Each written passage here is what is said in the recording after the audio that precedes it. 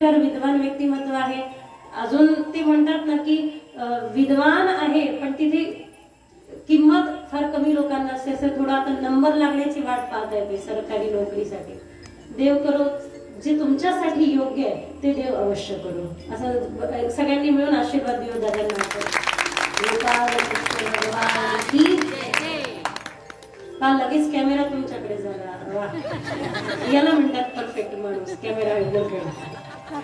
एवढ्या मोठ्या सुंदर न्यूज चॅनलच्या माध्यमातून तुमच्या वाढदिवसाचा प्रचार प्रसार आम्ही केला.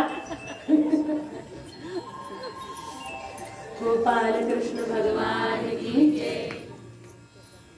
फार सुंदर बघू, पण बऱ्याच वर्षापासून आहे. तर सांगण्याची तात्पर्य मात्र एवढं नक्की की जीवन जगत असताना तसे दोन विषयाचे, एखाद्या विषयाचा ध्याता एका ठिकाणी आला की गडबड होते. हरी जना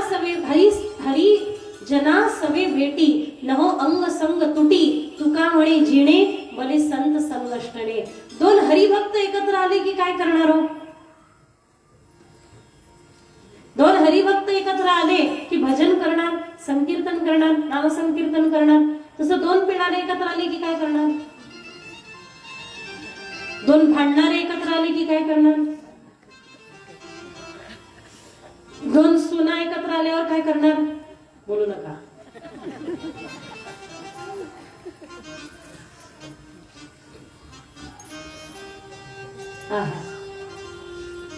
तसंच आहे.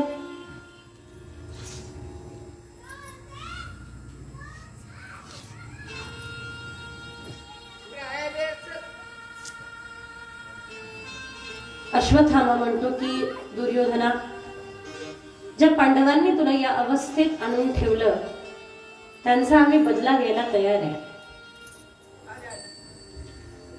मग विचारलं कसा घ्याल बदला? त्यामुळे तू माझ्यावरती सोडव, फक्त मी बदला घेतल्यावर तू काय देणार? म्हणजे चिंता करू नका, माझं अर्ध राज्य तुझं. कोण म्हणे? दुर्योधन. त्या दुर्योधनाला हे देखील माहिती नाही की दगड देखील राज्यातला त्याचा राहिलेला नाहीये आता. पण तरी म्हणतोय माझं अर्ध राज्य तुझं. आता मात्र तू फक्त पांडवांना जाऊन धडा शिकव. तर पांडवांचे 5 पुत्र जे पांडवांच्या उंचीला आले, श्रुतसोम, शतनीक, शतध्रुव, शतकीर्त, श्रुतसेन, ते पांडवांचे 5 पुत्र पांडवांच्या शिबिरामध्ये भगवंतानी आज निजवले माता द्रौपदी बरोबर. की आज पांडवांच्या शिबिरामध्ये पांडवांचे पुत्र निजवले आणि भगवंतानी आपल्या शिबिरामध्ये चर्चा करत करत करत पांडवांना झोपवलं. हा देव कसं लीला करतात. पांडवांच्या कक्षेत प्रवेश करतो. एवढं तर समजायला पाहिजे की जिथे द्रौपदी आहे तिथे पांडव कसे काय 5 असू शकतात, एकत्र निजू शकतात. पण हे पण बुद्धी न चालवता अश्वत्थामाने त्या पांडवांच्या 5ही पुत्रांना मारलं, शिरच्छेद केला आणि ते शिर नेऊन ठेवले दुर्योधनाच्या पुढे. दुर्योधनाने घेतले, काखेमध्ये ठेवले आणि दाबले, तडकन तुटले. दुर्योधन म्हणे हे असू शकत नाही पांडव, मी सांगतो तुम्हाला हे पांडव असू शकत नाही. हे कोण आहे? प्रातः झाली, सकाळ झाल्यानंतर लक्षात आलं प्रातःकाळी की अरे हे पांडव नसून पांडवांचे 5 पुत्र होते. अरे पांडवांच्या वंशामध्ये दिवा लावायला आता कोणी उरलं नाही, कोणी नाही. द्रौपदी आपल्या 5 मृत पुत्रांना पाहते. अर्जुन तर संकल्प करतात ज्यांनी कोणी माझ्या मुलांची ही स्थिती केली सायंकाळपर्यंत त्याला दंड देईल. दंड, शिक्षा. शिक्षा म्हणजे काय? शिक्षण. हे पण शिक्षेनेच पाहिलं जातं. सोबत भगवान श्रीकृष्ण स्वतःहून आले पांडवांसोबत. अर्जुनाने पुढे जाऊन अश्वत्थामाचा केलेल्या प्रहाराचा स्वीकार केला. अश्वत्थामाने प्रहार केला होता ब्रह्मास्त्राचा. भगवान श्रीकृष्णाला अर्जुन म्हणतात पहा किती मूर्ख आहे. त्याला हे समजत नाही की एवढ्या सामान्य गोष्टीसाठी ब्रह्मास्त्राचा प्रहार कशाला. पण पण अश्वत्थामाला फक्त प्रहार करता येत होता, आवर घालता येत नव्हतं. आवर घातलं भगवंतानी आणि अर्जुनाने ब्रह्मास्त्राला आवर घालून पशुवत पाशबद्ध एखाद्या पशुप्रमाणे बांधून द्रौपदीच्या पुढे उभं केलं की हा तुझ्या 5 पुत्रांचा मारेकरी आहे, तू बोल याला काय दंड द्यायचा, कारण याला दंड देण्याची केवळ आणि केवळ अधिकार तुझ्यात आहे, पांडवांचा अधिकार नाही. तुझे 5 पुत्र आहे जे याच्याद्वारे मारले गेले, सांग काय दंड द्यायचा. त्यावेळेला द्रौपदीने काय दंड द्यावा. पांडवांचा वंश आता राहिलेला नाहीये, दिसत नाहीये. पांडवांचे 5ही पुत्र मारले गेलेले आहेत. काय द्रौपदीने दंड द्यावा. तर द्रौपदीने दंड दिला, मुच्यता मुच्यता मेषो ब्रह्मणो नितराम गुरु मारो दिदस्य जननी यथाहम पतिदेवता. सोडून द्या याला. काय सोडून द्या. भीमसेन म्हणतात द्रौपदी अगं भानावर आहेस, काय बोलते, तुझ्या 5 पुत्रांचा मारेकरी आहे हा. हो, सोडून दे याला. एखाद्या वकिलाने वकिली करावी तसं द्रौपदी म्हणते की तुम्हीच सांगा ना की विंचवाने आपल्याला डंक मारला म्हणून आपण पण विंचवाला डंक मारावा का. अरे डंक मारणे त्याचा स्वभाव आहे. ते बघा, एखाद्याने केलेल्या चुकीची शिक्षा आपण देऊ शकतो, पण तरी पण आपण त्याला क्षमा करत असतो तर आपण बलवान आहे. दंड देणारा नाही, क्षमा देणारा बलवान आहे. क्षमा देणाऱ्याचा हा नियम, क्षमा घेणाऱ्याचा नियम काय आहे. क्षमा घेणाऱ्याने लक्षात ठेवावं की कधीही हे विसरता कामा नये. क्षमा घेणाऱ्याने हे विसरता कामा नये की समोरचा निर्बल आहे म्हणून आपल्याला क्षमा करत नाहीये, सज्जन आहे म्हणून आपल्याला क्षमा करते. नाहीतर आजकाल भ्रम काय होतं माहितीये का, तो काय करू शकला असता माझा म्हणून त्यांनी मला सोडलं. आजकाल याच्यावरती गर्व करतात लोक की पा मी त्याचं वाईट केलं आणि त्याला पताही नाही लागला, पा मी किती महान आहे. एखाद्याचं वाईट करावं, ते लपवावं आणि लपवण्यात यशस्वी झाल्यानंतर त्यावरती अभिमान करावा, हे छल आहे, हे कपट आहे, योग्य नाही. द्रौपदी म्हणते सोडून दे याला.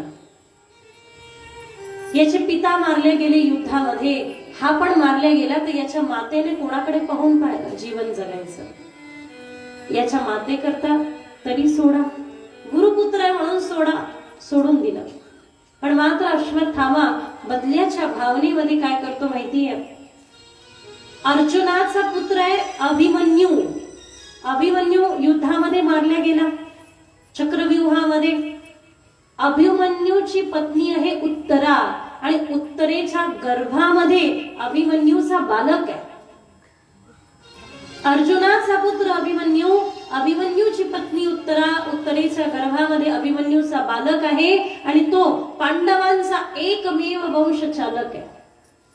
हाच संधीचा फायदा घेऊन अश्वत्थामाने त्याच्या गर्भावर, उत्तरेच्या गर्भावर ब्रह्मास्त्राचा प्रहार केला आणि आता ब्रह्मास्त्राचा दाह उत्तरेचा गर्भ नष्टप्राय करू पाहत आहे. उत्तरा धावतच निघाली, पाहि माम पाहि माम, पाहि पाहि महादेवन देव देव जगतपते पाहि माम. भगवंतानी म्हटलं काय झालं उत्तरा. उत्तरा उत्तर देते की प्रभो माझ्या सासूने मला सांगितलंय की संकट येईल तुझ्यावर, त्यावेळेला सरळ देवाचा धावा कर. कारण द्रौपदीने पांडवांची अपेक्षा केली, कोणी नव्हतं आलं. तुम विन मोरी कौन खबर ले, गोवर्धन गिरिधारी, गोवर्धन गिरिधारी. भरी सभा में द्रौपदी ठाकुर, राखो लाज हमारी. तुम बिन मोरी कौन खबर ले, गोवर्धन गिरिधारी. तुम बिन मोरी कौन खबर ले, गोवर्धन गिरिधारी. गिरिधारी गिरिधारी रे गोवर्धन.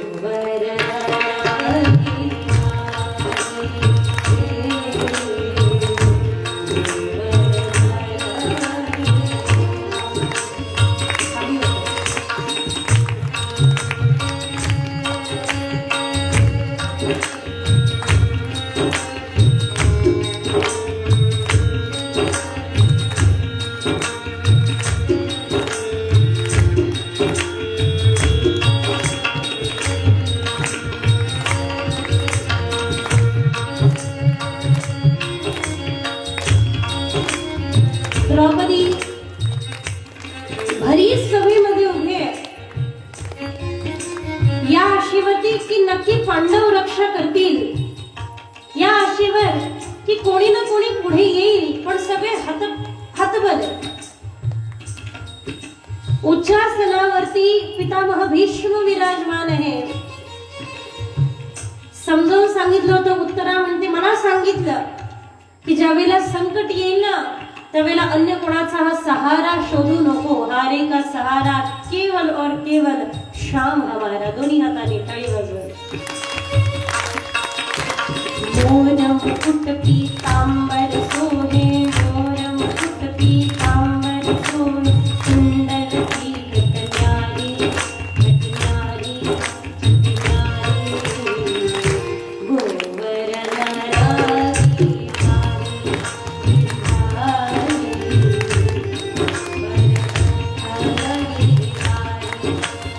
हरि सहाय द्रौपदी आकी राखो लाज हमारी हमारी हमारी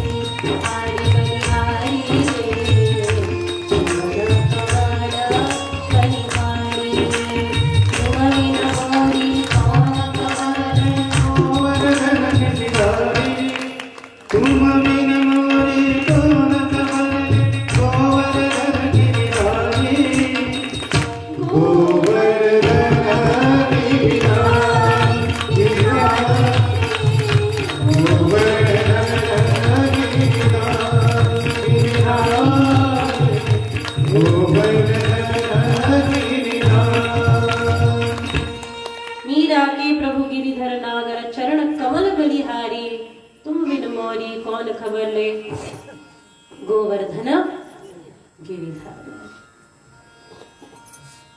हो, एवढा प्रसंग पूर्ण करते. उत्तरा पाही माम म्हणत भगवंताच्या पुढे गेली. बघा आश्चर्य किती. हा कृष्ण आहे ना, मोठा छलिया आहे. बघा प्रेमाने म्हणतो त्याला छलिया. वृंदावनामध्ये शिव्या देऊन भगवंतावर प्रेम व्यक्त केल्या जातं. अरे छलिया काले कलुटे सावरे सावरे असं म्हणतात.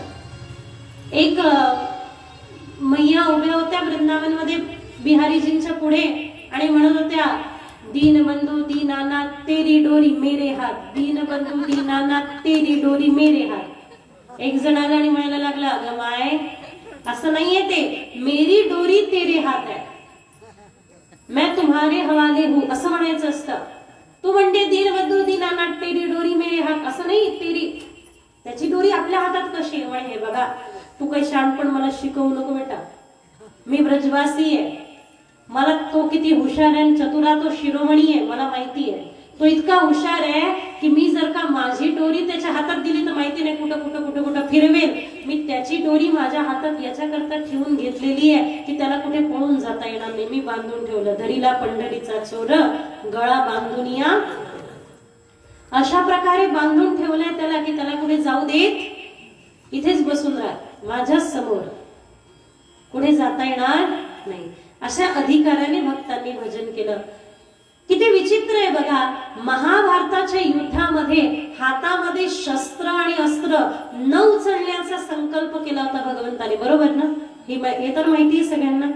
भगवान वचन घेतात की मी महाभारताच्या युद्धामध्ये शस्त्र उचलणार नाही. आणि आज उत्तरेचा गर्भ वाचवण्याकरता भगवान एकेका हातात 2-2 आयुध धारण करतात, एकेका हातात 2-2 शस्त्र धारण करतात.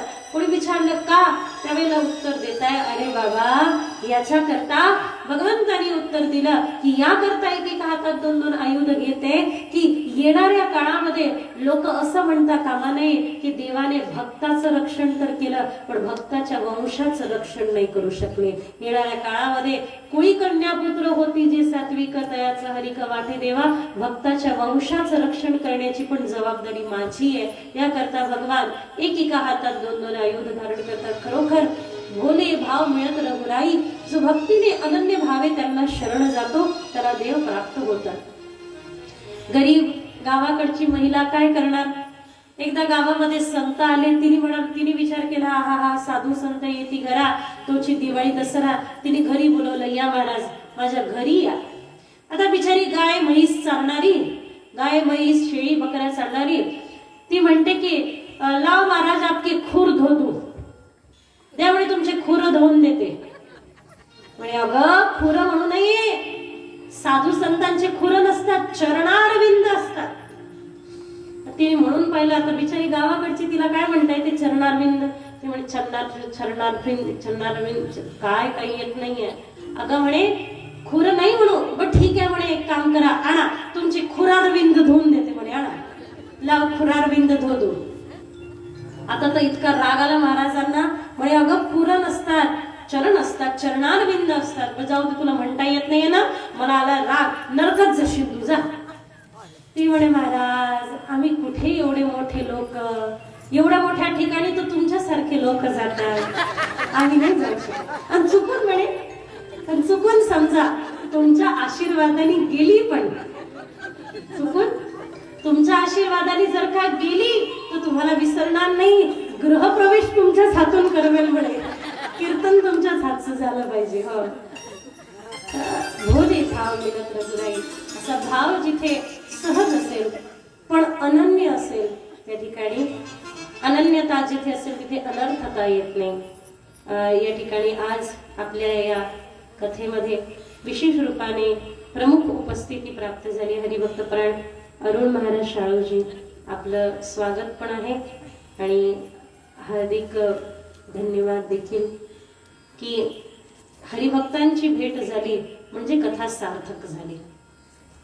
देव बोलतो उंच पिकातून, देव डोलतो उंच, देव बोलतो बालमुखातून, देव बोलतो बालमुखातून, देव डोलतो उंच पिकातून. वर्षाकाळी पाऊस धारात तरी न दिसला त्यात इशारा, काय तुला उपयोग आंधळा दीप असून उशाशी, कुठे शोधिशी रामेश्वर, कुठे शोधिशी काशी. देवाला कुठे दूरवर शोधायला जातं. देव तर भक्ताच्या रूपाने येत असतो, संतांच्या रूपाने येत असतो. देव शरीर रूपाने पोहोचू शकत नाही, त्यावेळेला तो आपल्या भक्तांना पाठवतो, त्यांच्या हृदयात बसून देव येत असतो. कोण म्हणतं फक्त कौशल्य किंवा यशोदाच देवाची जननी आहे. भक्ताचं हृदय भगवंताचं प्रसूतिगृह आहे आणि भक्त चालते बोलते भगवंताचं स्वरूप आहे. मंदिरामध्ये देव असो नसो पण मात्र चालत्या बोलत्या या संत रूपी मंदिरामध्ये देव विराजमान आहे, एवढं मात्र नक्की. हरिभक्तपरायण श्री अरुण महाराज यांचं आगमन या ठिकाणी झालं. आपल्या आयोजक मंडळींना जर का त्यांचं सत्कार स्वागत करायचं असेल तर करून घ्या, म्हणजे पुढच्या कथेला. कथा झाल्यानंतर बरं ठीक आहे. मला असं वाटलं की जाण्याची घाई आहे म्हणून, नाही ना, भजन करूया आणि कथेकडे वळूया.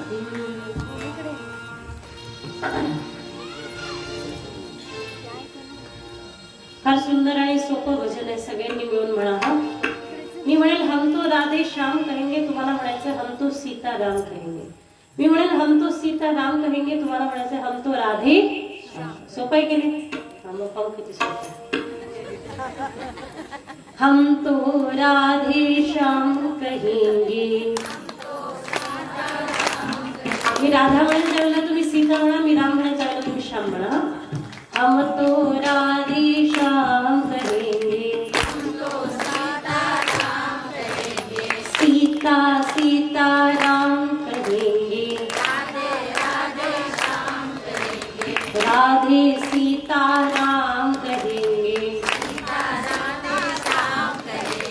सीता राधे श्याम कहेंगे, राधे सीता राधे सीता राधे सीता राम कहेंगे, सीता राधे सीता राधे श्याम कहेंगे।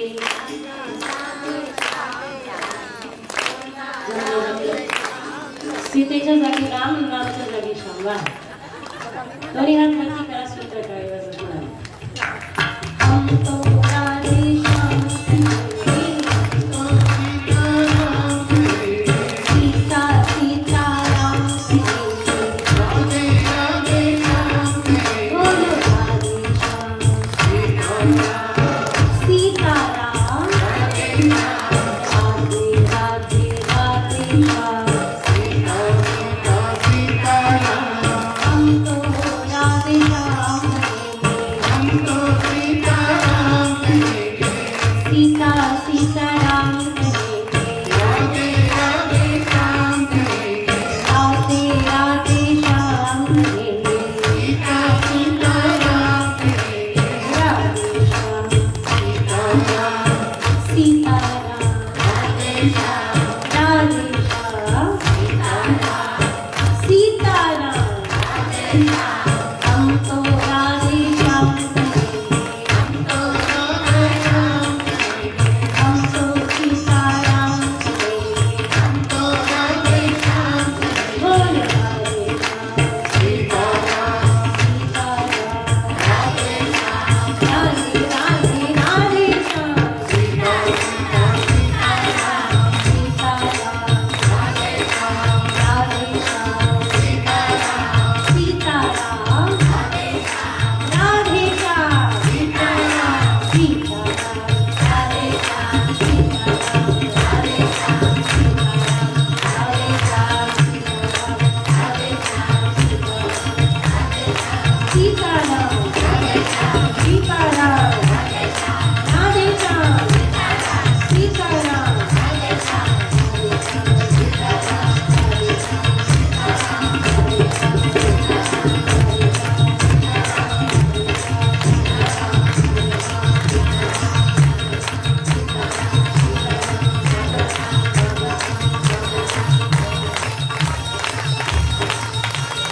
हम तो राधे श्याम कहेंगे, सीता सीता राम कहेंगे, राधे राधे श्याम कहेंगे, बोलो सीता राम, राधे श्याम, सीता राम, राधे श्याम, सीता राम, राधे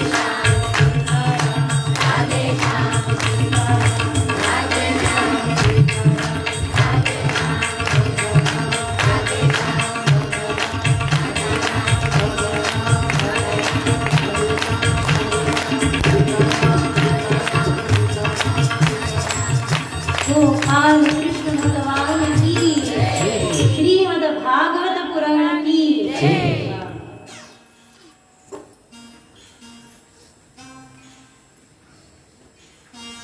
या निमित्ताने कमायला जागी तर झाली.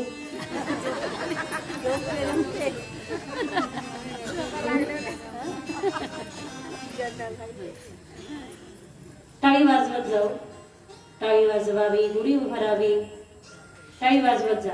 दोन कारण आहे, टाळी वाजलं की भजन पण होते आणि टाळी वाजलं की बाजूचा जागा पण होते. तरी काहीतरी झालं.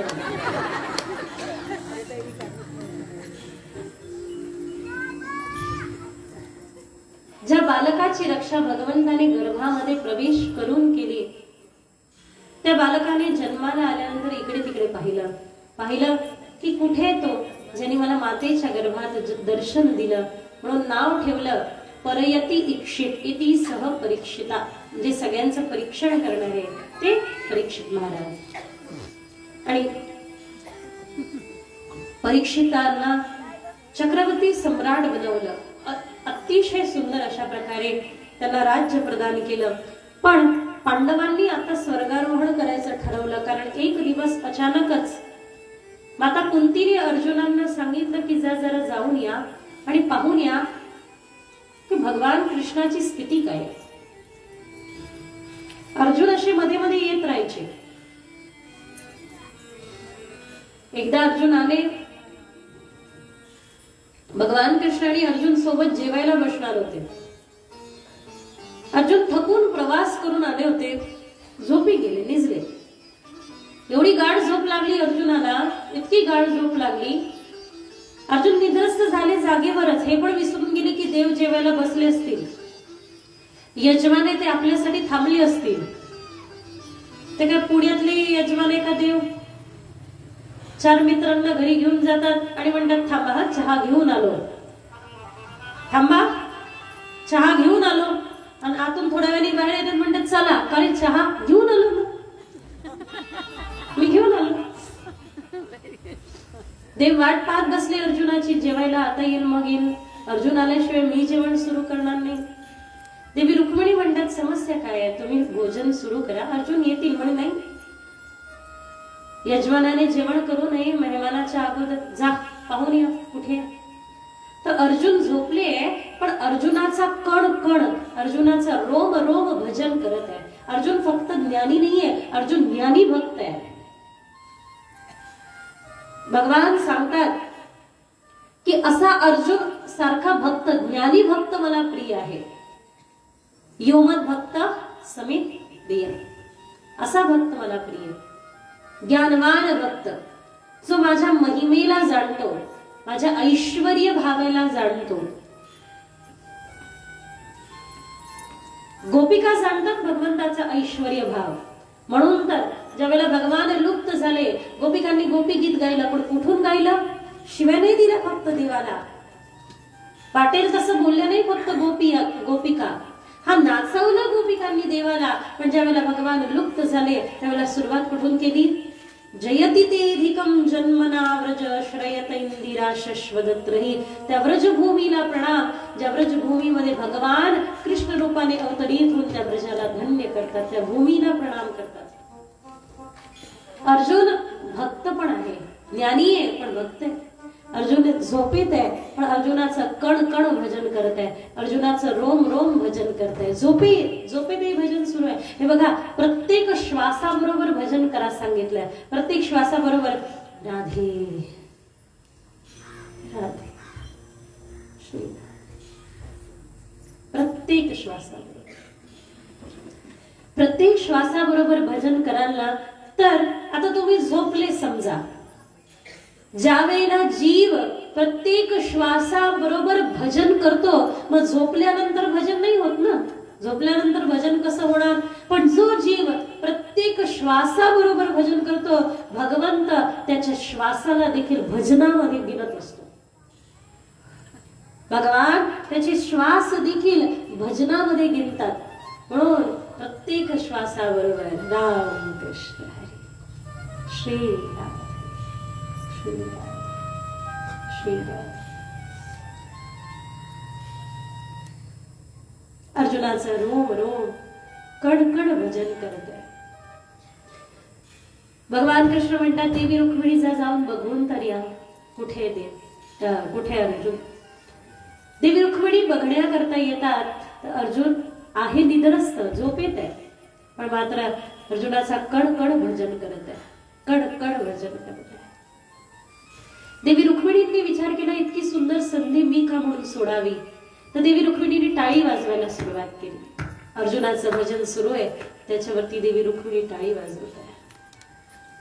अर्जुन हृदयाने गात आहे, श्रीकृष्ण श्रीकृष्ण श्रीकृष्ण शरणं मम, श्रीकृष्ण शरणं मम, श्रीकृष्ण शरणं. तेवढ्यात त्या ठिकाणी सत्यभामा आल्या. देवांना विचारतात देवा जेवा ना.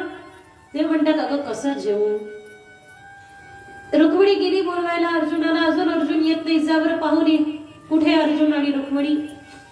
सत्यभामा पाहायला आल्या.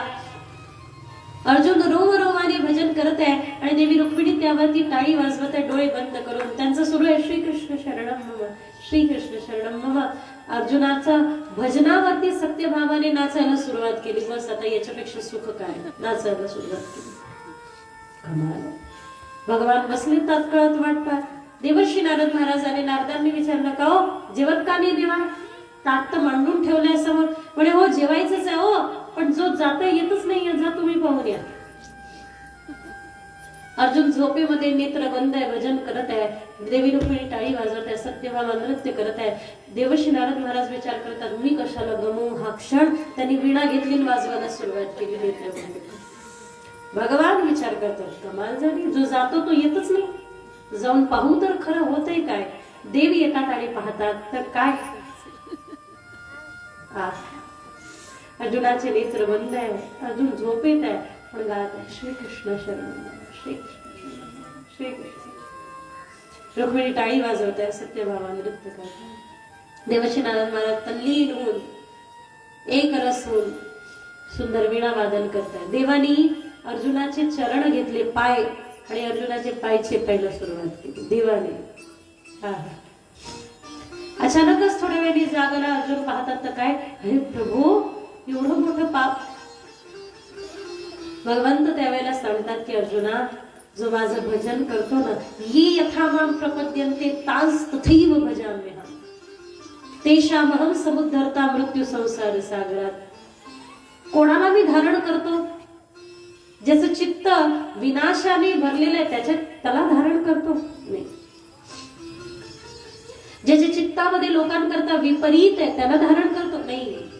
मग अरण्याश्चिंतयन्तो मां ये जना पर्युपासते तेषां नित्याभियुक्तानां योगक्षेमं वहाम्यहम्. योग आणि क्षेम, योग म्हणजे जोडणे, क्षेम म्हणजे जे नाहीये तेही मिळवून देणे.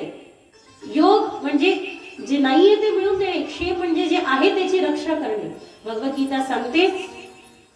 पहिला प्रश्न होता की योग तर अर्थ कळला, क्षेम म्हणजे काय. जे नाहीये ते जोडणे म्हणजे योग, क्षेम म्हणजे काय, तर जे आहे त्याची रक्षा करणे. ते पंडित लोक मंत्र म्हणतात ना, अप्राप्य लक्ष्मी प्राप्त्यर्थम, प्राप्य लक्ष्मी स्थैर्यार्थम.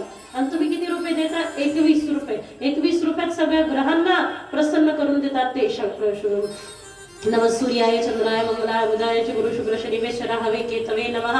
झालं 21 रुपये. 21 रुपयात घर बसल्या बसल्या सगळे ग्रह प्रसन्न. असं कसं काय होऊ शकतं.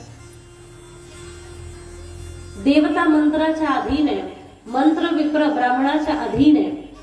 आणि मंत्रांचं अध्ययन मन्नात त्रायते येती सह मंत्र आहे. थोडक्यात काय मंत्र, ते श्लोक काय, शोक ज्याच्या हृदयात होता त्यातून निर्माण झाले ते श्लोक आहेत. श्लोकांचा अर्थ समजून घ्या, मंत्राचे व्हायब्रेशन तरंग समजून घ्या.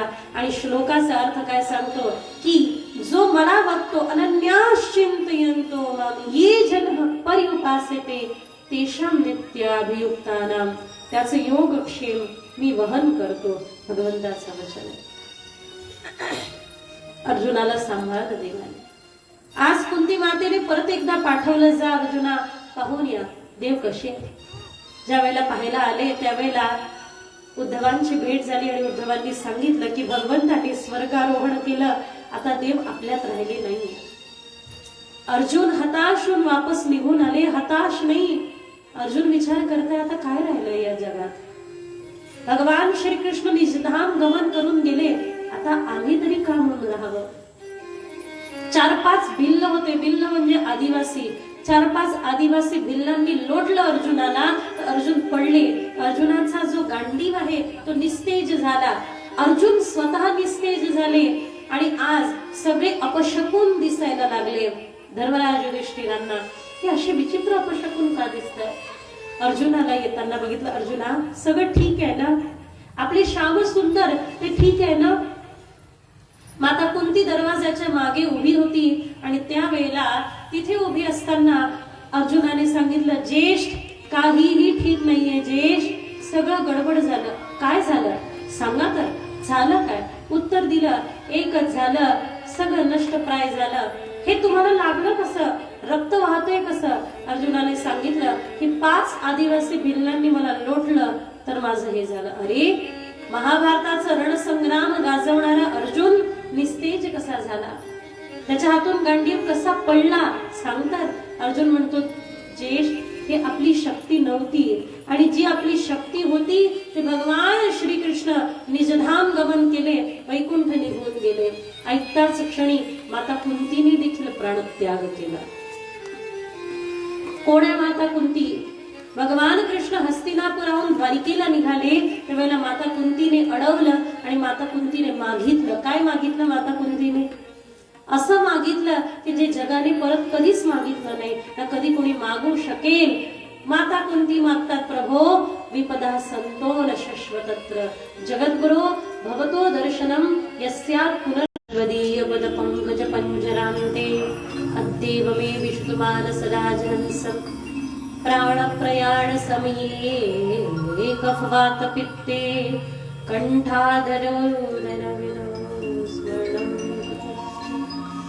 अंतकाळी तैसे संकटाचे वेळी हरितया सांभाळी अंतर्बाह्य. अंतर्बाह्य जो भक्त भजन करतो ना, त्या भक्ताला, जो भक्त भजन करतो, जो जप करतो त्याला देव जपतो. जो जपतो त्याला देव जपतो.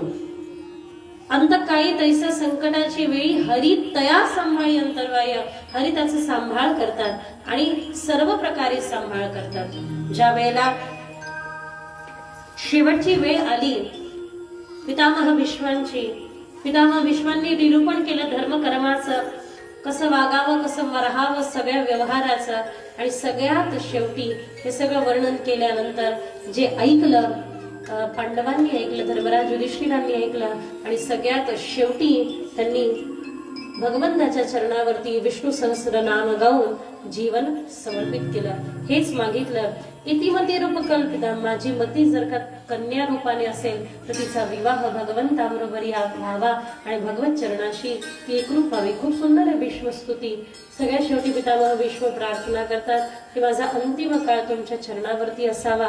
आपण प्रार्थना करूया, देवाचं चरण दिसलं म्हणजे अंतिम समय असावा, बस, दुसरं काही.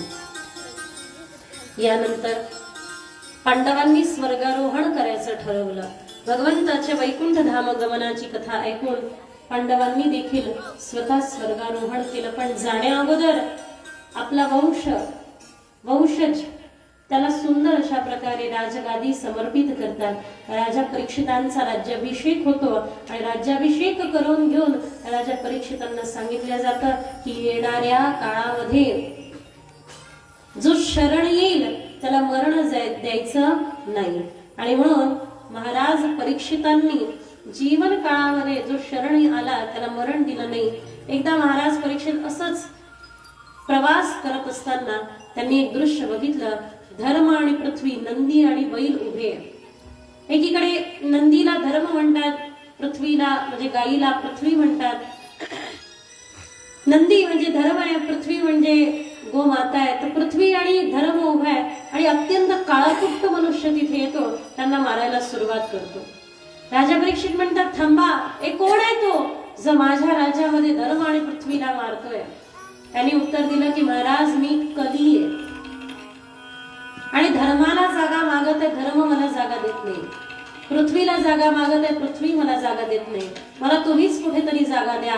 त्यावेळेला महाराज परीक्षितांनी 5 जागा दिल्या. कुठे कुठे कली आहे का? कली म्हणजे कलह. यत्र घोरेर कलियुगो, जिथे कलह आहे. कुठे? द्यूतम पानम स्त्रियम सूना, ज्या ठिकाणी द्यूत पैसा लावून खेळ खेळला जातो त्या ठिकाणी कली आहे. ज्या ठिकाणी मद्यपान होतो त्या ठिकाणी कली आहे. ज्या ठिकाणी स्त्रीचा अनादर होतो त्या ठिकाणी कली आहे. ज्या ठिकाणी भ्रष्टाचार आहे, दुराचार आहे त्या ठिकाणी कली आहे. ज्या ठिकाणी व्यभिचार आहे त्या ठिकाणी कली आहे. महाराज कली म्हणतात तुमच्या राज्यात हे कुठेच नाही.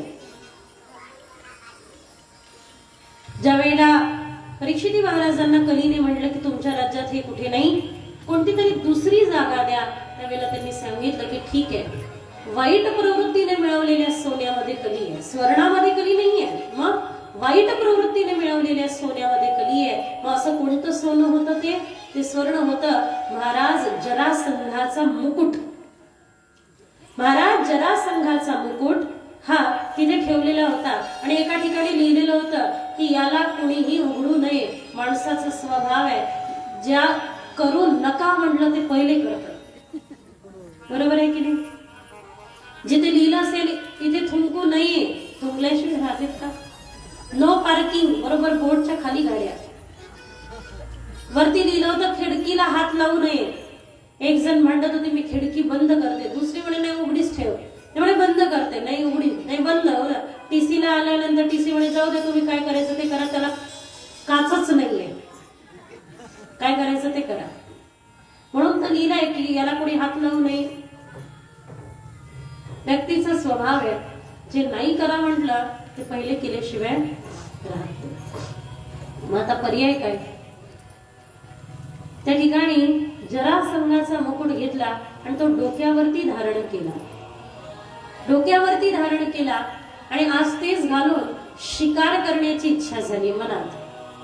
शिकार करण्याचा विचार आला मनात. महाराज परीक्षितांच्या मनामध्ये आतापर्यंत हिंसा नव्हती, आज आली. बघा जे लोक हिंसक प्रवृत्तीने वागतात ना, समजून चला प्रेमाचा अभाव आहे. अंधकार म्हणजे काय? प्रकाशाचा अभाव आहे. बरोबर आहे की नाही? अज्ञान म्हणजे काय? ज्ञानाचा अभाव आहे. जिथे ज्ञान नाही म्हणून अज्ञान आहे, जिथे प्रकाश नाही म्हणून अंधकार आहे, जिथे प्रेम नाही तिथे हिंसा आहे. जे लोक असतात भांडतात, एकमेकांना मारामारी करतात ना, असं समजा त्यांना प्रेमाची आवश्यकता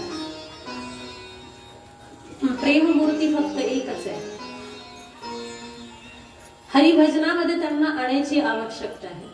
हरिभजनाची गोडी लागणं आवश्यक आहे. जो जितका हरिभजन करतो ना तो तेवढा दीन होत जातो. आहा हा, यह दरबार दीन को आदर, यह दरबार दीन को आदर. देव कोणाजवळ येतो? देव कोणाजवळ येतो? ज्ञानीजवळ, योग्याजवळ, तपस्व्याजवळ नाही, जो दीन आहे त्याच्याजवळ. भगवंताचं वचन आहे दीन बंधू दीनानाथ. दीन बंधू, दीनांचा तो बंधू आहे. दीनता पाहिजे, हिंता नाही पण दीनता पाहिजे. अहो आमच्या वृंदावनातले असे काही संत आहेत, त्यांना तुम्ही नमस्कार करा ते साष्टांग दंडवत घालतात. काही असे संत आहेत की जे प्रत्येकाला राधा समजतात, राधे राधे म्हणून प्रत्येकाचे पाय पकडतात. प्रत्येकाचे समोरचा पात्र असो अथवा नसो, पण आपल्या वारकरी संप्रदायामध्ये आपण पण वैष्णव एकमेकांना नमस्कार करतोच की. दीन, यह दरबार दीन को आदर. खरं सांगायचं झालं तर भक्ती बसायला आसन शोधते. आणि भक्ती कुठे बसते? भक्ती विनम्रतेच्या आसनावरती बसते. ज्याच्याकडे विनम्रता आहे भक्ती तिथे येऊन बसते. भक्तीला बसण्याचं आसन काय आहे? विनम्रता.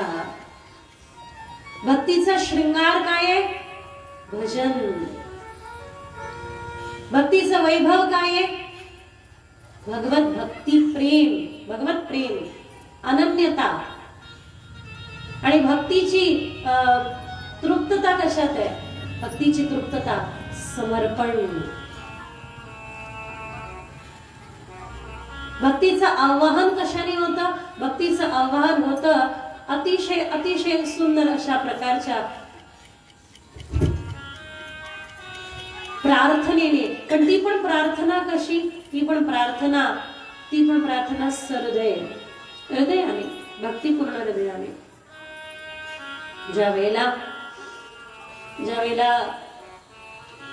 महाराज परीक्षित डोक्यावरती कलीला धारण करतात, म्हणून आमच्या साधू संतांनी सांगितलं पायीची वाहनं पायीवरी. आता काय शिकारी करता निघाले. शिकारी करता निघाल्यानंतर महाराज परीक्षिताने एका पाण्याने व्याकुळ झाल्यामुळे एका आश्रमात प्रवेश केला. त्या ठिकाणी शम्मिक मुनी नेत्र बंद करून बसले होते.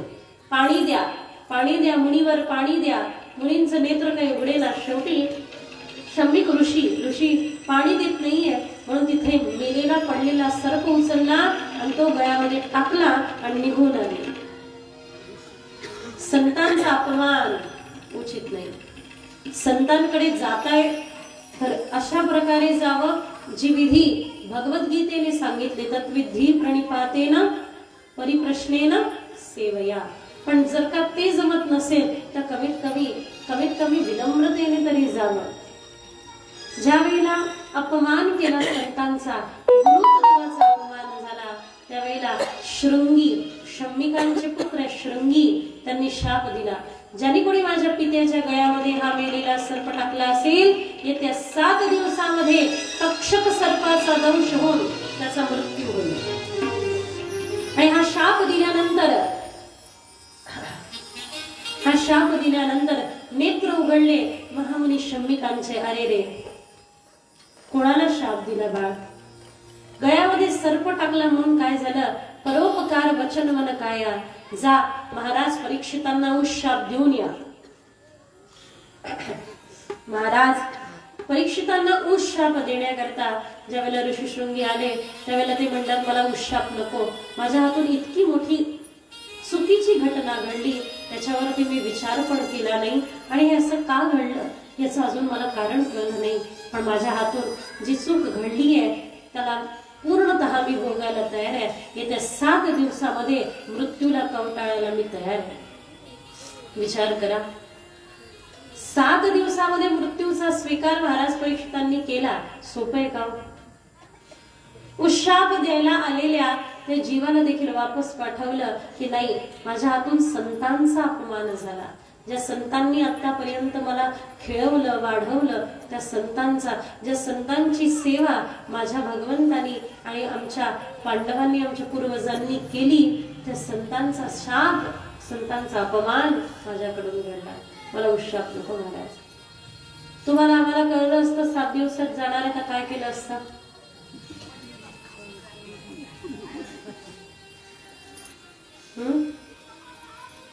तुम्ही म्हणाल बरं होतं आतापर्यंत कथा चालली होती असं अचानक म्हणू नका.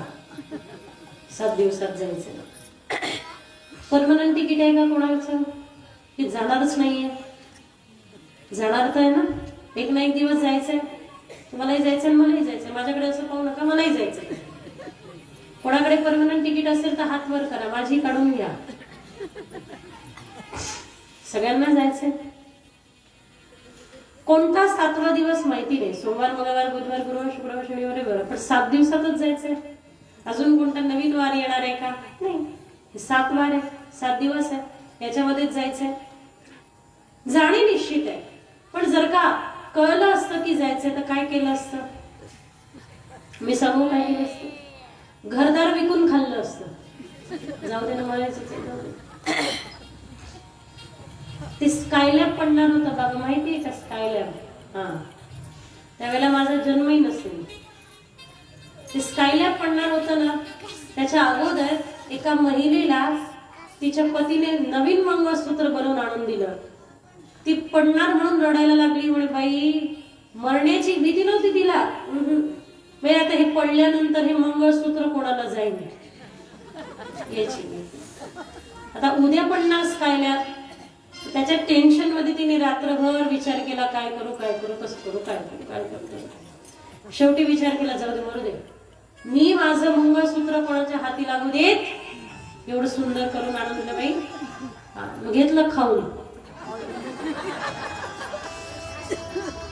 दुसऱ्या दिवशी वाट पाहायला सुरुवात केली. आता पडेल, मग पडेल, आता पडेल, मग पडेल, आता पडेल, मग पडेल.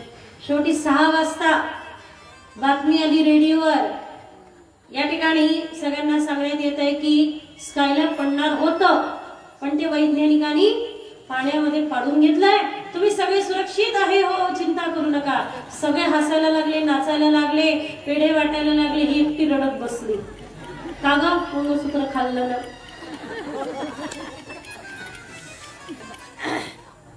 तुम्हाला आम्हाला कळलं असतं जायला आणि जावं लागणार आहे तर माहिती नाही काय केलं असतं. महाराज परीक्षितांना कळलं जाणार आहे, जावं लागणार आहे. त्यांनी विचार केला की शेवटी अंतिम हाच क्षण होणार आहे, मग काय करायचं. जो सुख पायो राम भजनवी, सो सुख नाही आम्ही रीवे, मन लागा मेरा यार.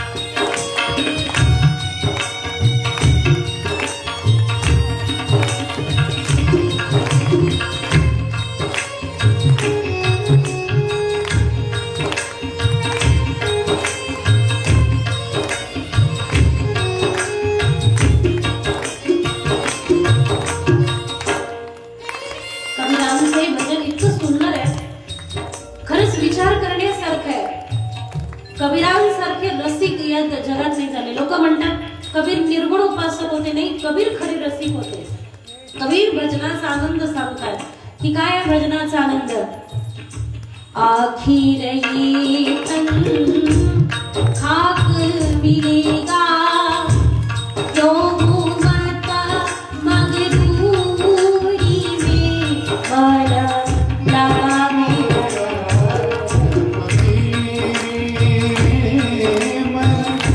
लगा मोरया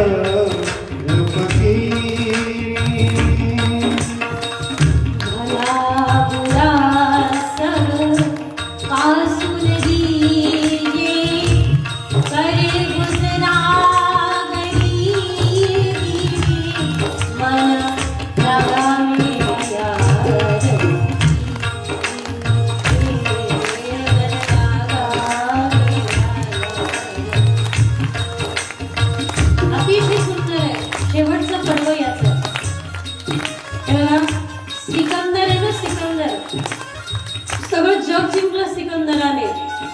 पण ज्या वेळेला वापस निघाला त्यावेळेला वैद्य त्याला असा एक आजार झाला की ज्या आजारामुळे त्याला जगणं कठीण झालं. तो म्हणतो माझं 1/4 पाव हिस्सा तुम्हाला देतो. पाव हिस्सा वैद्यांना तुम्ही घ्या, पण मला जिवंत माझ्या देशात परत न्या. मला माझ्या मदरला सांगायचं आहे की मी सगळं जग जिंकलं म्हणून. अर्ध्यात पोहोचल्यावर वैद्य म्हणतात नाही वाचवू शकत तुम्हाला महाराज, वाचवणं शक्य नाही. सिकंदर म्हणे माझं अर्ध साम्राज्य घ्या, पण मला जिवंत न्या.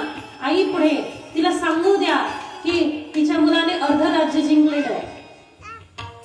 वैद्यांनी प्रयत्न केला पण मात्र जमलं नाही. शेवटी म्हणे माझं सगळं साम्राज्य घ्या, फक्त मरणे अगोदर एकदा आईला पाहू द्या. पण मात्र तसाच वेळेला पण जाताना सांगून गेला की सिकंदरचे हात उलटे ठेवा आणि मग सिकंदरला गाढा. लोकांना कळावं की या जगाला जिंकलं सिकंदराने, पण मृत्यूवर विजय मिळवला नाही. आणि मृत्यूवरती फक्त एकानेच विजय मिळवला, काळावर फक्त एकानेच विजय मिळवला, ते म्हणजे आमचे संत. बघा ना, कधी कधी त्यांनी संजीवन समाधी घेतली, पण आजही आपण त्यांचं नाव घेतो.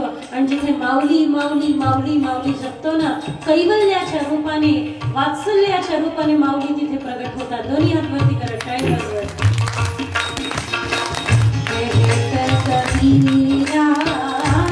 सुनमई सारो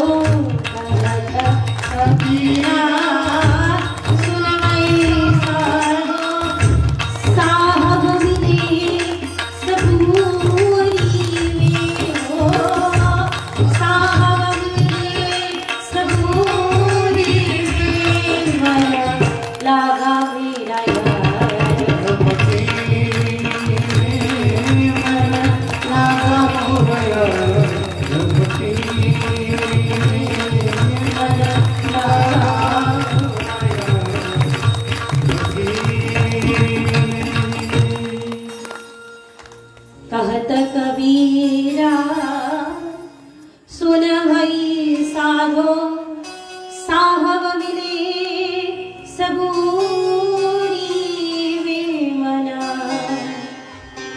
लगा मेरा यार फकीरी. वाहवारे मौज फकीरांदी, वाहवारे मौज फकीरो के. हा ना, तुम्हाला तर घरी बसल्यानंतर तुम्ही म्हणा बरं ए हलवा खाऊ घाल ग, ए हलवा खाऊ घाल ग, खाऊ नाही घालणार कोणी. पण आम्हाला कुठेही जाऊ दे रोज गोड गोड खायला मिळतात. कशाची कमतरता आहे?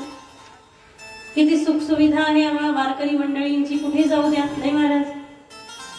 घरात कोणी विचारत नाही, पण बाहेर मात्र काही अरे वा वा वा, बाहेर महाराज खाता का, बसता का, दूध पिणार का, दुधामध्ये किसमिस टाकू का, काजू टाकू, केवढी वाह रे मौज फकीरों की. काही कमी नाही. आणि इतकं दिलं लोकांनी, इतकं दिलं. नाही नाही म्हणेपर्यंत दिलं. पुरे म्हणाल तो वरी आजी देतो, त्यांनी वचनच दिलंय आजी देतो पोट भरी. पुरे म्हणाल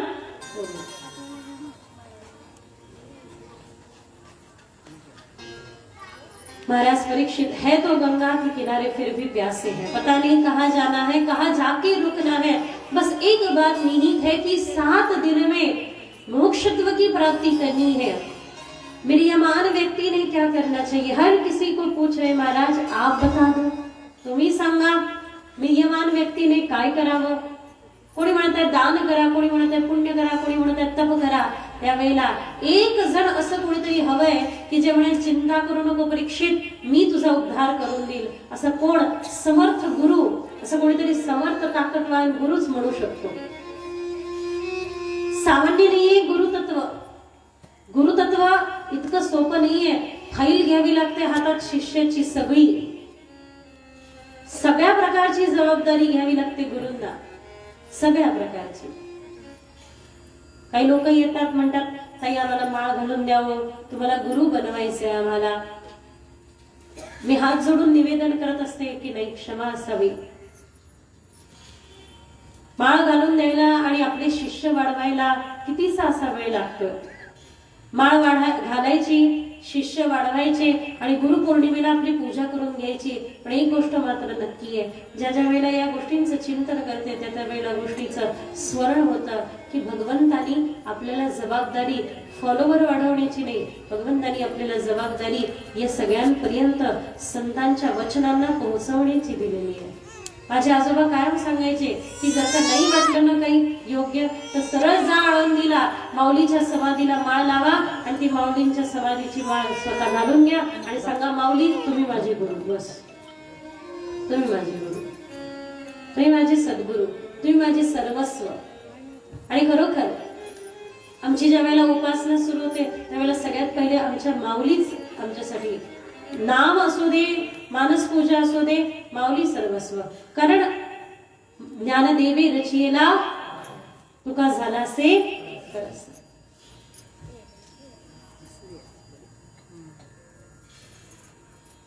महाविष्णूचा अवतार सखा माझा ज्ञानेश्वर, सखा माझा ज्ञानेश्वर। खूप छान सर्दी झाली आहे, तुम्ही साथ द्या।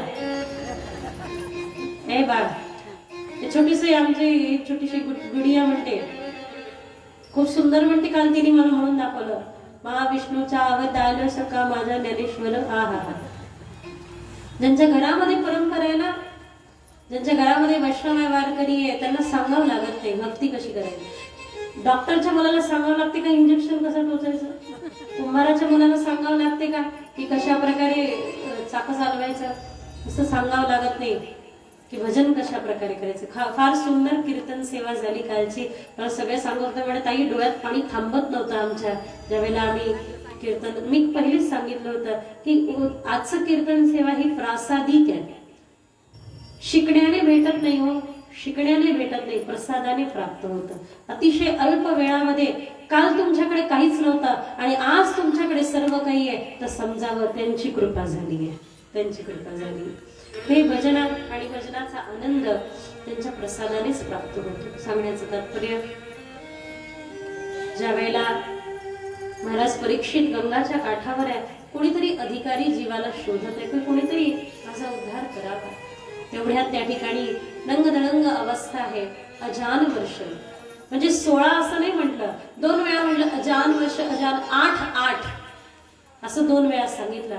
8 वर्षाचे त्या ठिकाणी शुकदेवजी चालत आले। 16 वर्ष का नाही म्हटलं सरळ? त्यांना माहितीये 16वं वर्ष धोक्याचं नाही।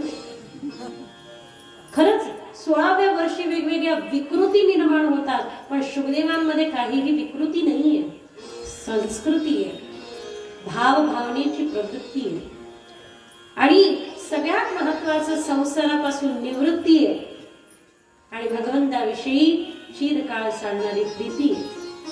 ज्या वेळेला येऊन पोहोचले शुकदेवजी महाराज, सगळे उठून बाजूला झाले आणि त्या जागेवरती शुकदेवजी महाराज येऊन विराजमान झाले। त्यावेळेला महाराज परीक्षिताने पहिला प्रश्न केला। पहिला प्रश्न काय होता? म्रियमान व्यक्तीने काय करावं? त्यावेळेला शुकदेवजी महाराज उत्तर देतात, लोकोपकारकः प्रश्न हा वरियानेश ते प्रश्न कृतो लोकहितो नृप। हे राजन, हा विचारलेला प्रश्न वरियानेश ते प्रश्न, तुझा प्रश्न लोकहितार्थ आहे, फक्त तुझ्यासाठी नाही, फक्त तू वीर्यवान नाहीये, हजारो वीर्यवान जीवाने काय करावं त्यांच्यासाठी हा प्रश्न आहे. प्रत्येक व्यक्ती वीर्यवान जो जन्माला आला त्याच्या अगोदर त्याच्या जाण्याची तारीख निश्चित झाली. अशा प्रत्येक जीवाकरता हा प्रश्न आहे की वीर्यवान व्यक्तीने काय करावं. तर काय करावं. इतके आनंदित झाले की मंगलाचरण पण करायचं विसरून गेले. सरळ सुरुवात केली. शुकदेवजी महाराज म्हणतात पण सांग पहिले साध्य मुक्ती पाहिजे की कर्म मुक्ती पाहिजे. साध्य मुक्ती म्हणजे पायऱ्या, लिफ्ट. क्रममुक्ती म्हणजे पायऱ्या. तर पायऱ्यांनी जायला काही हरकत नाही. लिफ्ट मध्ये लाईट गेली तर गावाकडचा एक माणूस आला बिचारा, त्याने लिफ्ट काय प्रकार आहे पहिल्यांदाच पाहिला. त्यांनी काय पाहिलं, एक जखड म्हातारी आतमध्ये गेली बंद खोलीमध्ये त्या, आणि थोड्या वेळाने एक तरुणी एकदम बाहेर आली. म्हणजे काहीतरी विशेष आहे वाटते. तर जसं त्या लिफ्ट मध्ये एक म्हातारी गेली, आतमध्ये बंद खोली होती, ते काहीच नव्हतं तिथे. थोड्या वेळाने तरुणी मुलगी आली. हा म्हणजे जमलं, आपण जवळ आतमध्ये प्रवेश करतो आणि दिवसभर बटन दाबत बसतो. दिवसभर बटन दाबून झुलत राहतो त्यामध्ये, पण काही तरुण होत नाही. लिफ्ट मध्ये जायला काही हरकत नाही, पण मध्येच लाईट गेली तर गडबड होण्याची संभावना आहे. झुलत राहू, व्यस्त राहू, पण मात्र मस्त होणार नाही, होऊ शकणार नाही. एकच पर्याय आहे, काय. क्रममुक्ती. पायऱ्यांनी घेऊन जा. अरे चिंता करू नको राजन, खटवांगाला तर 2.5 तासात मुक्ती मिळाली, तुझ्याकडे तर 7 दिवस आहे. या सुंदर कथेचं श्रवण करूया. आणि ही कथा आरंभ केली. चांगलं वर प्राप्ती करण्याकरता कात्यायनी मातेची उपासना करावी. सुंदर अशा प्रकारची संतती प्राप्त करून घ्यायला प्रजापतीची उपासना करावी. विद्येकरता सरस्वतीची उपासना करावी. तेजा करता गायत्रीची उपासना करावी. शक्ती करता दुर्गेची उपासना करावी. हे सगळं सांगितलं. उपासना कशी करावी सांगितलं. स्वयंभू मुद्रा सांगितलं. प्राणायाम सांगितलं. ध्यान सांगितलं. मेरुदंड सगळं सांगितलं. पुढे काय सांगितलं. जित आसन, जित श्वास, जित संघो, जित इंद्रिय. शुकदेवजी महाराज म्हणतात जित आसन, एका आसनामध्ये बसण्याचा सराव. इकडे 2 तास नाही झाले की सुरू होतं. आता कसं करावं, पाय बसू देत नाही. एका आसनामध्ये बसण्याचा सराव म्हणजे काय की शांत एका ठिकाणी बसले. तुम्ही म्हणाल आम्ही वयस्कर झालो, ठीक आहे, एका आसनामध्ये बसता येत नसेल पण कमीत कमी आपण मगाशी पाहिलं ना, विनम्रता हे आसन आहे. कमीत कमी विनम्रता आसन धारण करण्याचा तर सराव करायला पाहिजे. जित आसन, जित श्वास. आपण जन्माला आलो त्यावेळेला श्वास घेऊन आलो, मरणार त्यावेळेला श्वास जाणार, बरोबर ना. आपण किती जगणार हे वर्षांवर अवलंबून नाही, वयावर अवलंबून नाही, श्वासांवर अवलंबून आहे. जो जेवढा श्वास लांब आणि दीर्घ करेल तो तेवढा काळ जगेल, तेवढा चिरकाळ जगेल. जेवढा श्वास लांब दीर्घ करेल. म्हणून हे योगी मुनी बघा 100-150 वर्ष जगून घेतात, श्वासाला लांब करण्याचा सराव करतात. लवकर मरायचं नाहीये ना, नाही ना. होई म्हणत नाही काय समजा काय कळत नाही. याला हो म्हणतात, त्याला नाही म्हणतात. हे काय घोलिंग टाकण मंदिर. काही तर मूर्ती अशा बसतात. घडणाऱ्या घटनांचा आमचा काही संबंध नाही, चुकून संबंध आढळल्यास तो मात्र अपवाद समजावा. चुकून आमचा एखाद्या वेळेला आम्ही टाळी वाजवली तर तो अपवाद समजावा. जोशात येऊन वाजवली, पण मात्र इथे जे घडत आहे त्याचा आणि माझा काही संबंध नाही. पण म्हणताय धन्य हो, धन्यवाद म्हणून. असं आहे मग ते, असं आहे ते. मी काही सांगत नाही, तुम्ही काय ऐकू नका. ज्या वेळेला शुकदेवजी महाराज राजा परीक्षितांना हे सर्व सांगतात, जित आसन, जित श्वास, जित संघो, आणि मग सांगितलं जितेंद्रिय. यानंतर सुंदर ही कथा आरंभ केली. एक अंड 100 वर्ष राहिलं. योग मायेद्वारे ते अंड फुटलं आणि त्यातून सहस्र हाताचा, सहस्र पायाचा एक सुंदर स्वरूप अवतरित झालं. नाव नारायण. श्री नारायण भगवान की. भगवान श्री नारायणाला अनेक होण्याची इच्छा झाली. त्यावेळेला त्यांनी नाभी कमलातून ब्रह्माजींना प्रगट केलं. आता तुम्ही म्हणाल कमाल आहे, नाभी कमलातून ब्रह्माजींना प्रगट केलं. एक पुरुष दुसऱ्या पुरुषाची उत्पत्ती कशी काय करू शकतो? तर हे बघा, विज्ञान सांगतं ज्याची नाभी मोठी आहे त्याला सृजनात्मकतेचा अधिकार आहे. आजकालच्या विज्ञान युगातील मुलांना हे सांगाल तर त्यांना पटत नाही आणि त्यांना कळत पण नाही. त्यांना पटत नाही, कळत नाही, पण हे वैज्ञानिक आहे, पूर्णतः सिद्ध आहे. आजकालची मुलं एक फॉरेनला शिकला आणि त्याचं लग्न लागलं भारतामध्ये. लग्नाच्या दुसऱ्या दिवशी होतं सत्यनारायण. त्याला बसवलं सत्यनारायणाला, तो आणि त्याची बायको बापकटवाली ती बाजूला बसली आणि सत्यनारायणाची पूजा सुरू झाली. आता सत्यनारायणाची पूजा सुरू झाली त्यावेळेला ते म्हणे महाराज घरून गणपती आणायचं विसरले. गणपतीच्या जागी म्हणे सुपारी ठेवा. समजा हे सुपारी गणपती आहे, त्याचं डोकंच चालेना. तो म्हणे फॉरेन मध्ये शिकलेला, डोकं लावणारा, म्हणे सुपारीला गणपती कसं समजायचं? म्हणे समजा. मी म्हटलं ना, महाराज म्हणतात पूजा करणार, समजा हा सुपारी गणपती. तुला काय माहिती विचारायला की सुपारी का ठेवतात पूजेमध्ये? पूगी फलम, पूर्णत्व आहे, पाणी शुद्धीचं प्रतीक आहे. आणि शनी देवतेला बाजूला सारून श्री गणेशाला वरदान मिळालेलं आहे त्या पूजनाचं. हे आता मोठी खूप सुंदर कथा आहे, त्याच्यामध्ये जायची गरज नाही आपल्याला. पण हे त्याला काय माहिती? पण ठीक आहे, समजा तर समजा. आता वस्त्रम समर्पयामी, वस्त्राच्या जागी ते कापसाचे बोळे नाही का या महिला करतात, ते हळदी कुंकाचे बोळे लावून, हात लावून ते वस्त्र. तर त्या अमेरिकेहून शिकून आलेल्या मुलाने पाहिलं वस्त्र, अरे वा महाराज एवढीशी वस्त्र गुंडाळून तुम्ही पडाल का घराच्या बाहेर? मग तो गणपती बाप्पाला एवढीशी वस्त्र पुरणार का? समजा, महाराज म्हणतात परत एकदा, समजा हे वस्त्र आहे आणि म्हणा वस्त्रम समर्पयामी. मनी नाही भाव म्हणे देव बाजारचा भाजीपाला नाही र, देव अशाने भेटायचा नाही. देवाचे दैवत्व आहे ठाई ठाई, आचारा वाचूनी अनुभव नाही. ज्या वेळेला ते घेतलं वाहिलं. आता वेळ आली सत्यनारायणाच्या पूजेची. तर पूजेच्या वेळेला पंचरत्न पाहिजे असतात. तर पंचरत्न नव्हते, मग आपलं काय आहे, जिथे काही नाहीये तिथे अक्षदा हातात घ्या, बरोबर ना?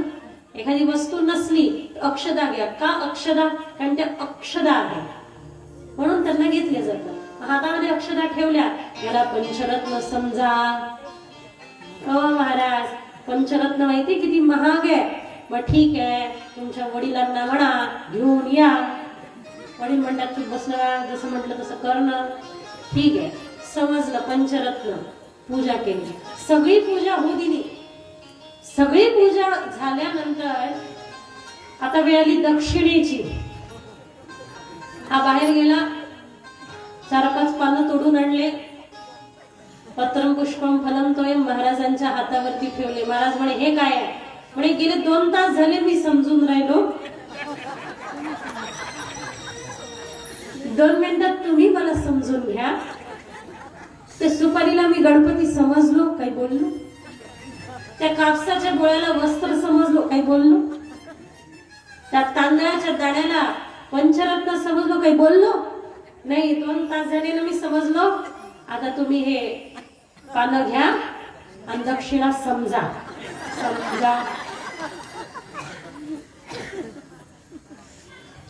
खर तर न सांगणाऱ्यामध्ये गडबड आहे, न ऐकणाऱ्यामध्ये गडबड आहे, न विधीमध्ये गडबड आहे. गडबड कुठे आहे की ते आपण जाणलं नाही की आपण हे का करतोय, करण्यामागचा उद्देश काय. तर एका पुरुषाच्या नाभी कमलातून पुरुषाची उत्पत्ती कशी काय, श्री विष्णूच्या नाभी कमलातून ब्रह्माजींची उत्पत्ती कशी काय, की ज्यांची नाभी मोठी आहे त्याला सृजनात्मकतेचा अधिकार आहे. स्त्रियांना प्रसूतीचा अधिकार कारण आहे, कारण त्यांची नाभी. आणि आपण वारकरी संप्रदायामध्ये भगवान श्री विष्णूंना काय म्हणतो? जो सगळ्या अणूंमध्ये सामावले ते श्री विष्णू पद्मनाभा. काय म्हणा? पद्मनाभा नारायणा. भगवान श्री विष्णू पद्मनाभ आहे, ज्याची नाभी पद्मनाभ आहे, ज्याची नाभी पद्माप्रमाणे मोठी आहे, त्याला सृजनात्मकतेचा अधिकार आहे. म्हणून ब्रह्माजींची उत्पत्ती भगवान श्री विष्णूच्या नाभी कमलातून. आणि आता मात्र ब्रह्माजींनी स्वतःचा शोध घेतला की मी कोण आहे. त आणि प दोन वर्ण अक्षर ऐकायला आले. तप केलं, तप केलं, तप केलं, खूप केलं. त्यावेळेला भगवान श्री विष्णूंनी सुंदर दर्शन देऊन सांगितलं की तुमचं कार्य उत्पत्तीच आहे, सृष्टी उत्पत्ती तुम्ही करा. आणि ब्रह्माजींनी सृष्टी उत्पत्ती करण्याची जबाबदारी घेतली. पण करणार कुठे? पृथ्वी तर नाहीये. पृथ्वी कुठे आहे? पाताळामध्ये. ब्रह्माजी आपल्या प्रिय पुत्र देवर्षी नारदांना सांगतच होते, तर देवर्षी नारदांना सांगता सांगता शिंकले. त्यातून वराह भगवंतांनी अवतार धारण केला. कुठे प्रेमाने मला वराह अवतार की, वराह अवतार की. हिरण्याक्ष कोण आहे? भगवंताचे दोन द्वारपाल होते, जय आणि विजय. भगवान श्री विष्णूंनी हे सृष्टी उत्पत्तीचं कार्य दिल्यानंतर ब्रह्माजींचे 4 पुत्र जन्माला आले. छोटी मूर्ती आहे पण कीर्ती महान आहे. सनक सनंदन सनातन सनत कुमार भक्तीची ध्वजा सांभाळणारे आहे. दिसायला छोटी छोटी कुमार आहे पण अफाट अत्यंत अद्भुत वैराग्य आणि भाव साम्राज्य भक्ती. त्यांनी म्हटलं लग्न करणार नाही आम्ही, विवाह करणार नाही आम्ही, असंच राहू, सृष्टी उत्पत्ती आम्हाला करायचीच नाही. ब्रह्माजींना राग आला. ब्रह्माजी म्हणे ठीक आहे पण काय करणार, पुत्र तर माझेच आहे. तिथून हे 4 मुलं निघाले, श्री विष्णूंच्या दर्शनाला गेले.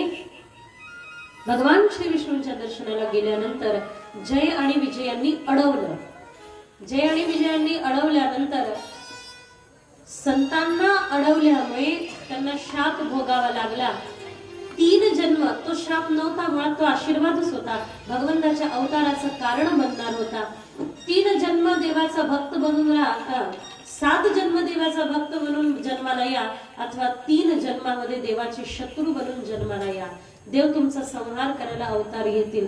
अवतार तुम्हा धराया कारण उद्धराया जन जडजीवा. भगवंताने अवतारच धारण या करता केला. परित्राणाय साधूनां विनाशाय च दुष्कृतां धर्म संस्थापनार्थाय संभवामि युगे युगे. त्यावेळेला जय आणि विजयांनी मागितलं की 7 जन्म देवापासून दूर राहण्याविषयी आम्ही 3 जन्म देवाचे शत्रू बनून राहू. कमीत कमी मरताना तर त्यांचं दर्शन होईल, मोक्षत्व होईल. त्यामुळे हेच त्रेतायुगामध्ये हिरण्याक्ष हिरण्यकश्यपू झाले. हेच पुढे चालून सतयुगामध्ये रावण कुंभकर्ण झाले आणि द्वापार युगामध्ये शिशुपाल दंतवक्र झाले, ज्याकरता भगवान कृष्ण अवतार घेतात.